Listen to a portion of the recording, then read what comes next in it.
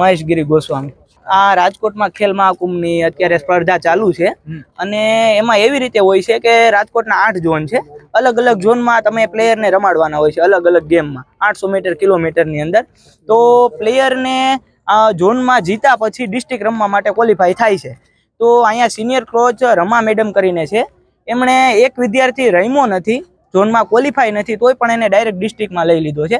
અને એવી જ રીતે અમારા એક બીજા પ્લેયર હતા, અમારા મિત્ર, એ 3000 મીટરમાં ઝોન 2 ની અંદર સિંગલ પોતે એક જ હતા, છતાં એમને ક્વોલિફાય નથી કર્યા. એ દોડ્યા છે 3 કિલોમીટર અને એ ગેમ પણ રમ્યા છે, છતાં એમને ક્વોલિફાય નથી કર્યા અને બીજા પ્લેયરને ક્વોલિફાય કર્યો. એટલે મારું એવું કહેવું છે કે આવી રીતે એટલો ગુજરાતમાં સ્પોર્ટ ઉપર ખર્ચો કરે છે ગુજરાત સરકાર, તો આવી રીતે ગેરરીતિ થાય તો બીજા પ્લેયરો સાથે નાઇન્સાફી થાય એવું મને લાગે છે. મેં હરસંઘવી સાહેબને ટ્વીટ કર્યું છે કે ગુજરાતમાં ખેલ મહાકુંભમાં આવી રીતે ગેરરીતિઓ થાય છે કે જે ગુજરાતનું ભવિષ્યના પ્લેયરો અહીંયાથી બનીને નીકળે છે અને નેશનલ પ્લેયર સુધી પહોંચે છે. તો આવી રીતે ગેરરીતિ થશે તો ગુજરાતનું ભવિષ્ય અંધારામાં છે.